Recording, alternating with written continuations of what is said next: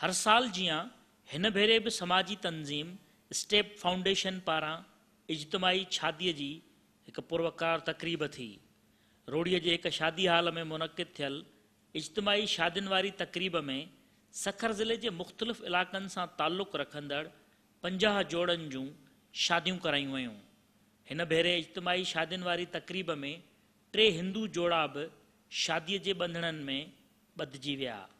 ज़िले जे मुख़्तलिफ़ इलाक़नि सां ताल्लुक़ रखंदड़ 50 जोड़नि जे शादी तकरीब में घोटेतनि ऐं कुआरेतनि जा मिट माइट भी वॾे तादाद में शरीक थिया, जॾहिं त इज्तमाही शादी तकरीब में राग रंग जी महफ़िल भी थी त कुआरेतनि ऐं घोटेतनि गॾिजी ख़ुशीअ विचां झुमरियूं भी हयूं ऐं लाॾा भी ॻाया।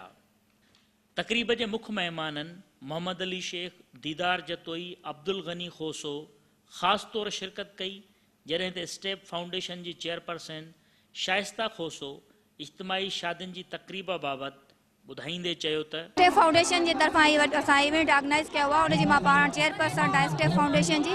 अॼु असां 50 छोकिरियुनि जी शादी कराए रहिया आहियूं। सभु यतीम छोकिरियूं आहिनि। असां वटि 100 खां वधीक मतिलबु एप्लीकेशन, तक़रीबन 200 खां वधीक एप्लीकेशन अची चुकियूं, जंहिंमां असां 50 सिलेक्ट कईसीं, सर्वे कईसीं। मतिलबु हुया त सभु मुस्तहिक, जेके सभ खां वधीक मतिलबु ग़रीब हुया, जेके खाइण जे लाइ कुझु न, तव्हांखे ख़बर आहे गुरबत वधियल आहे असांजे माशरे में। गुरबत एतिरी आहे त उन्हनि खे एतिरो न आहे त घर में कुझु खाई सघनि, त पंहिंजी नियाणियुनि खे जहेज़ किथां ॾेई सघंदा।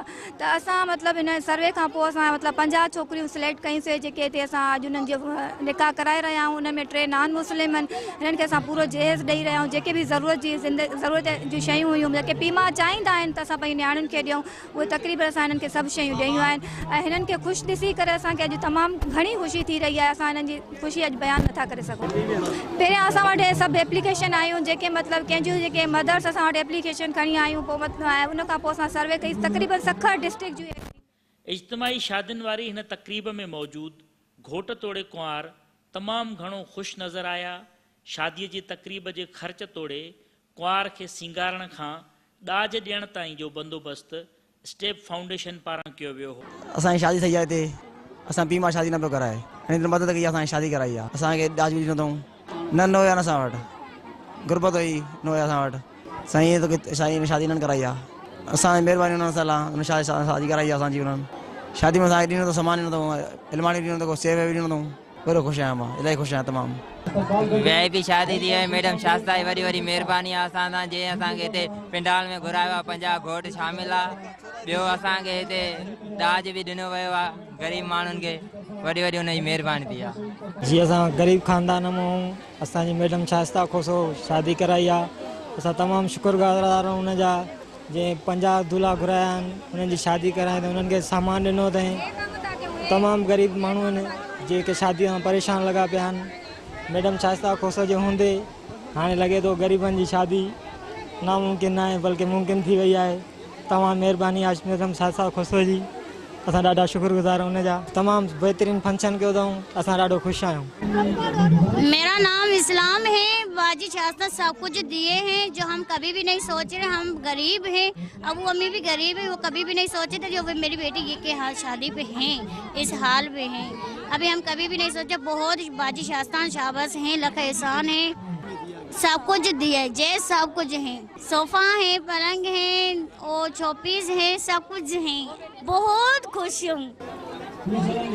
असां शादी कराए था, असां ग़रीब हुआसीं। सभु कुझु न थे, पलंग सेफियूं सभु कुझु आहे, पखा न, सफ़ा ग़रीब हुया। असांजो हिते हिकिड़ो माइट हुयो, उन राब्तो करायो।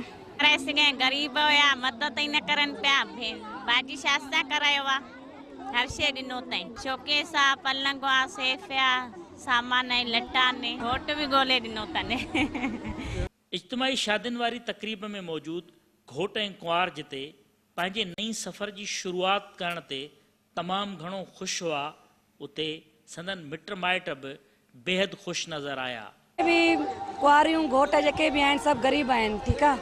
ऐं हिननि जी माना जेका अॼु शादी थी आहे मैडम शाइस्ता कराई आहे, इहा थींदी रहे। ग़रीबनि जी यानी कि मदद थी आहे हिकिड़े क़िस्म जी, छो त हिननि जी कोई मदद करण वारो न आहे। ऐं ग़रीबनि जी बि दिलि चवंदी आहे त असांजी बि ईअं यानी कि वॾे होटल में या वॾे हालनि में शादी थिए, पर इन्हनि वीचारनि जी ख़्वाहिशूं दिलि में रहिजी वेंदियूं छो त ख़्वाहिश त हर इंसान जी हूंदी आहे पर किन किन जी ख़्वाहिश पूरी थींदी आहे हर कंहिंजी न थींदी आहे पर हे जेके तक़रीबन हुकूमत जो कमु आहे हुकूमत खे बि करणु खपे झुमिर बि खेॾी आहे ख़ुशी बि कई आहे एॾी ख़ुशी थी आहे अहिड़ी शादी असां पहिरियों दफ़ो वेठी आहे दफ़ो असां एतिरी वॾी शादी 50 कुंवार 50 घोटनि जी ॾिठी आहे इन तक़रीब में अचे असांखे इलाही ख़ुशी थी आहे जेके बि अमीर आहिनि हितां जा पाकिस्तान में उहे अगरि एतिरी माना हिन ख़िदमत ज़रिए कुंवारनि खे जेके ग़रीब वालदेन आहिनि पंहिंजे नियाणियुनि खे नथा उथारे सघनि अलाह जे माना ईअं सम्झनि था ख़ुदा वास्ते असां कॾहिं मदद था कयूं ऐं नियाणियुनि जे मथां हथु रखी अहिड़ियूं ई तक़रीबूं कनि त उन्हनि खे दुआऊं मिलंदियूं ऐं इनशा अल्लाह काई बि नियाणी घर में ईअं न वेहंदी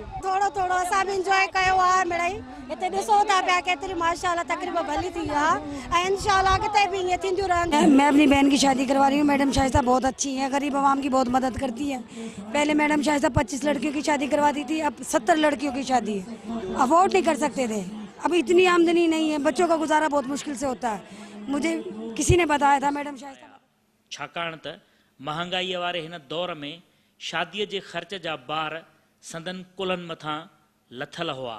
कैमरामैन सईद बयो सां गॾु जॉन मोहम्मद महर, KTN न्यूज़, सखर।